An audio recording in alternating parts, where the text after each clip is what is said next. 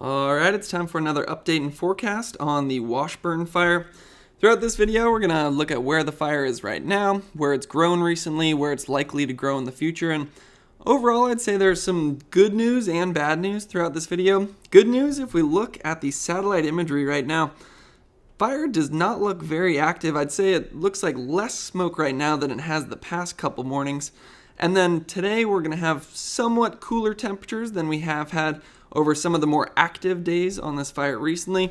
Now, where some of the bad news comes in is when that favorable trend in the fire weather forecast for what we're having this afternoon is going to flip around. And it looks like we have a warming and drying trend through Thursday, Friday, Saturday, Sunday. So we'll really dive into how that's going to impact this fire.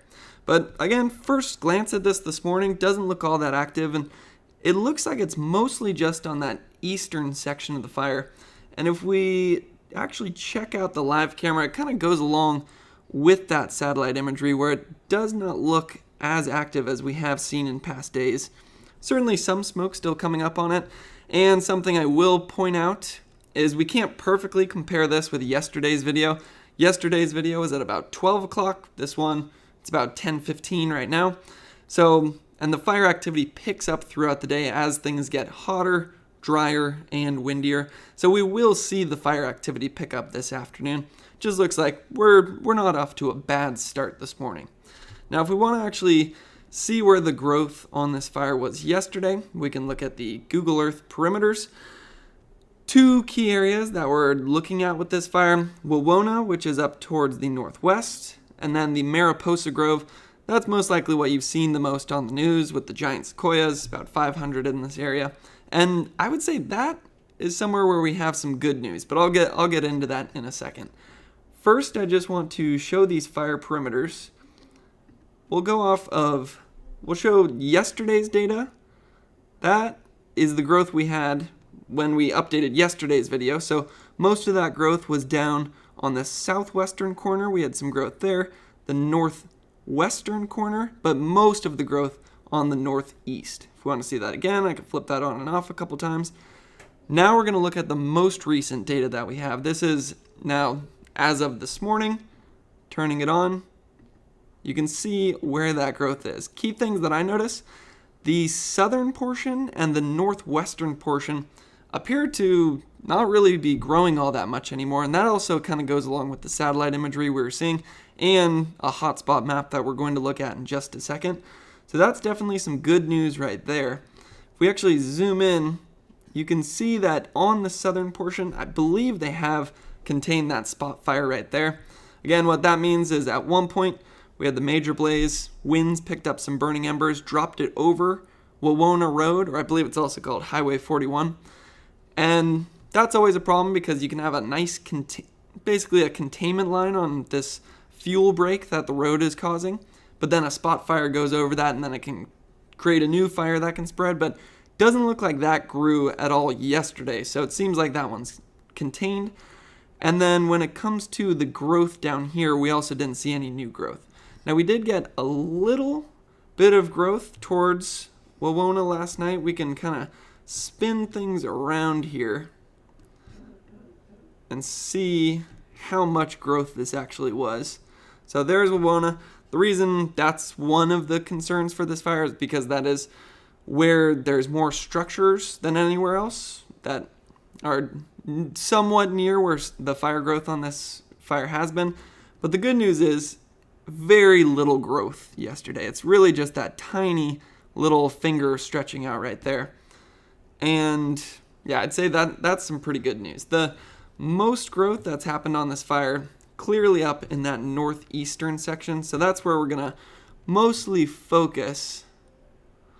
Actually, we will show this angle because this kind of explains why this fire is growing as much as it is over here. You notice it's a combination of everything in our fire behavior triangle. You have fuels, weather, and topography. So we'll go into the fuels first. If we zoom in there, you can see lots of trees in this area. If you look really closely, some of these trees look rather brown. Some of them are very dry. Occasionally you get some dead ones. So there's plenty of fuel there. And more fuel there is, that one's pretty self-explanatory. It's like food for a fire, gives it energy. And then the fuels often are very dry and dead as well. Certainly have seen that with all the tree mortality in this area. And then when it comes to topography, you notice that steep terrain. The reason topography is important is because fires like to move uphill. Their flames tilt over, almost like if you were tilting a match. And then that fire is able to preheat the fuels above it, so that by the time the fire actually gets there, the fuels are just ready to combust. Now, the other thing that topography does is it influences your weather factors, where during the day you'll get up canyon winds, and then during the night you get down canyon winds.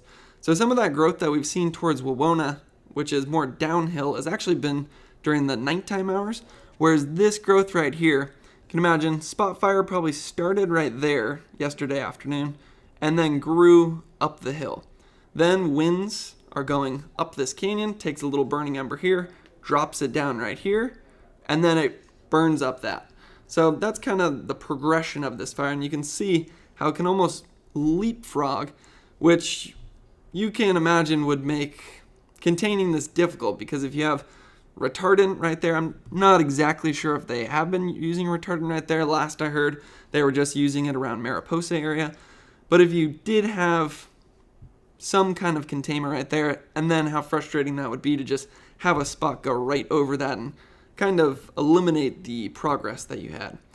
But now we'll just focus on Mariposa Grove for a second here, because this is most likely what you've heard about the most in the news with the giant sequoias. They've been there 2,000 years. Last thing we would want is for any of those trees to be destroyed by this fire.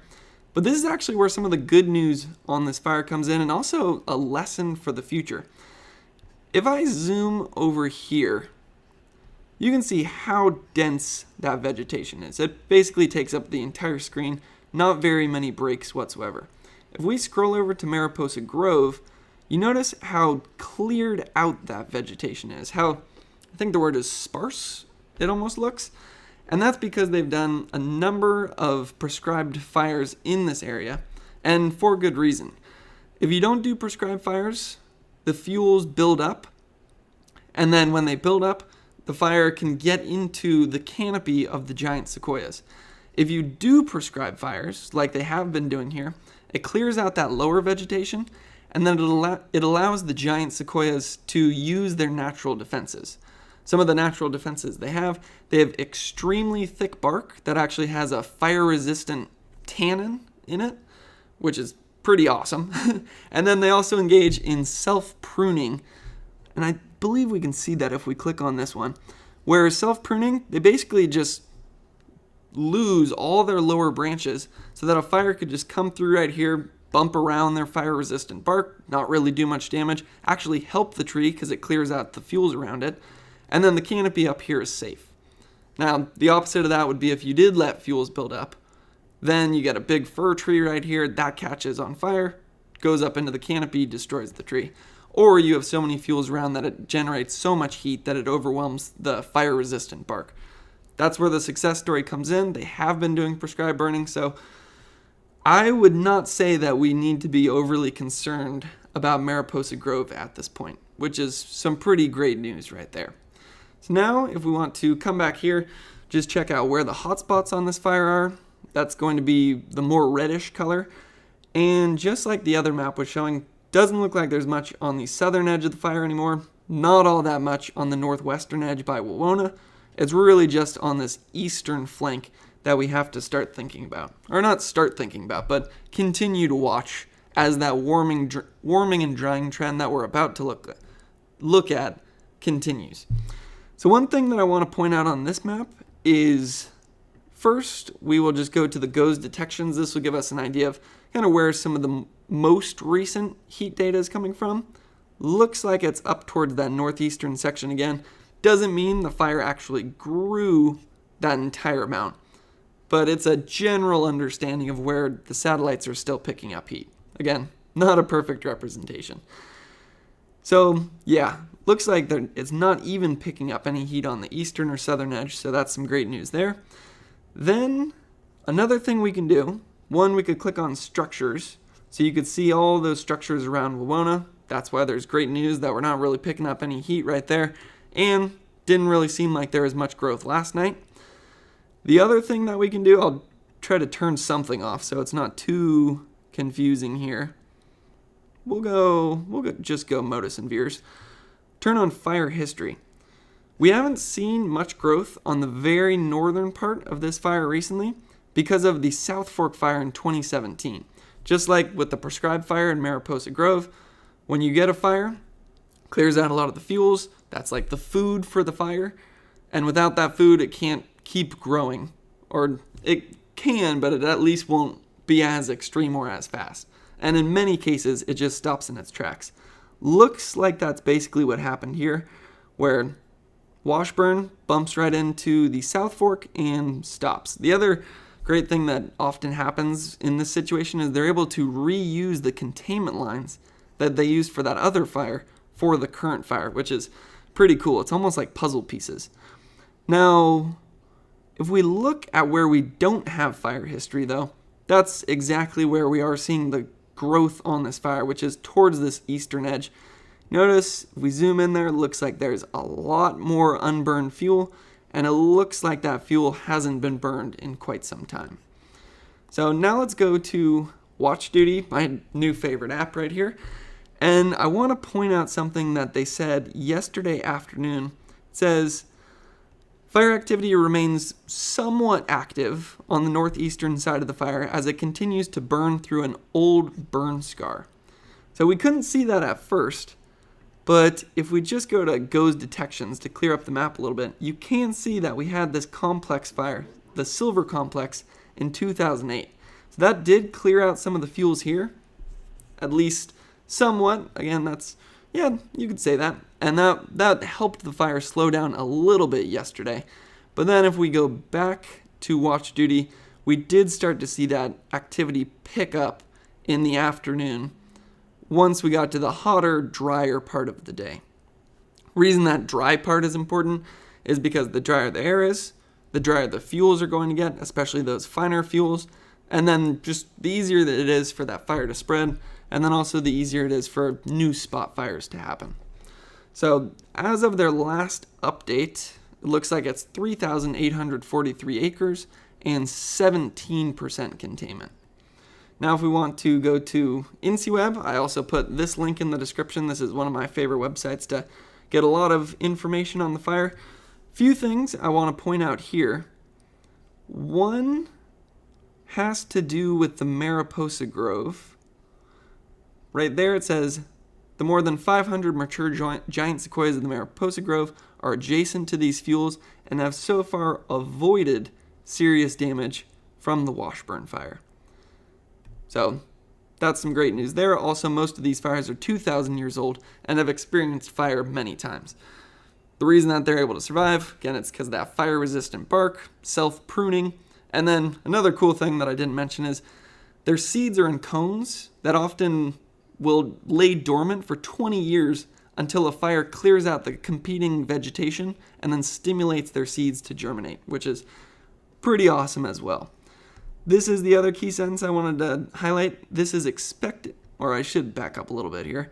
Temperatures, fire activity increases each afternoon when the temperatures are at their highest and relative humidities are at their lowest.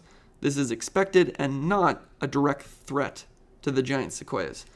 More good news right there when it comes to Mariposa Grove.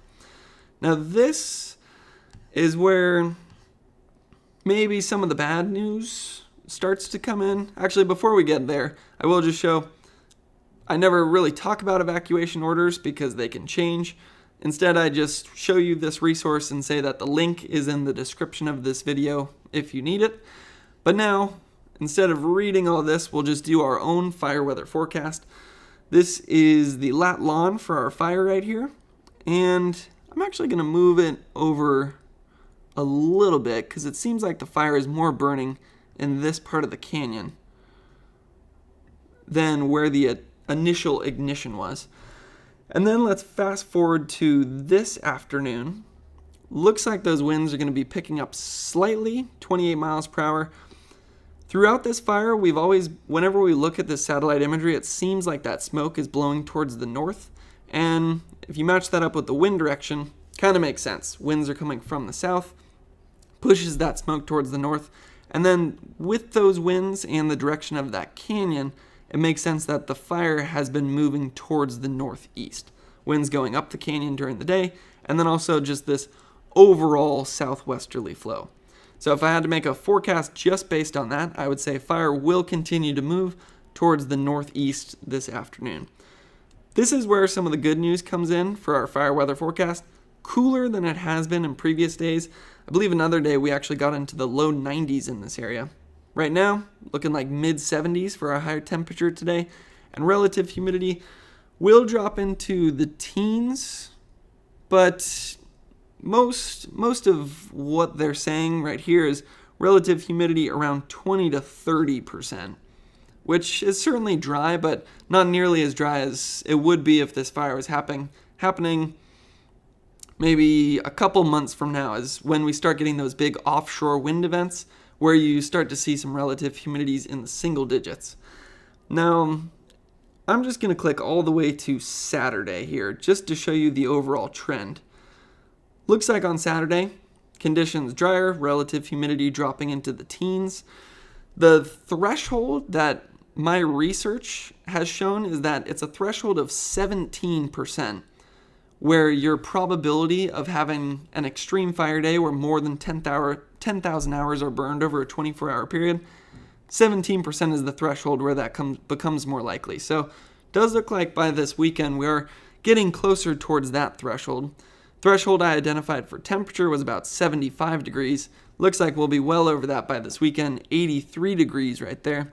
And then wind gusts, that's been somewhat moderate throughout the entire lifetime of this fire. About 20 to 25 mile per hour gusts, which is, I would say, moderate overall. So kind of the summary there for our fire weather forecast. Not bad conditions today, at least compared to some other days. A slight cooling event going on as a trough goes through the Pacific Northwest. But we are going to have to keep an eye on this fire, not only every afternoon when temperatures go up and relative humidity goes down, but especially towards the end of this week as that warming and drying trend really kicks in. Then just finally, we can look at the smoke forecast for today. If you are wondering, you notice not much smoke being produced. This is the reason I wanted to show it during the morning, but then in the afternoon, that really shows how the fire picks up. Then tonight, fire calms down again, and then as we get into tomorrow, you start to see that smoke pick back up, and even more so than it is today because of those warmer and drier conditions. So that's the overall update and forecast for the Washburn Fire.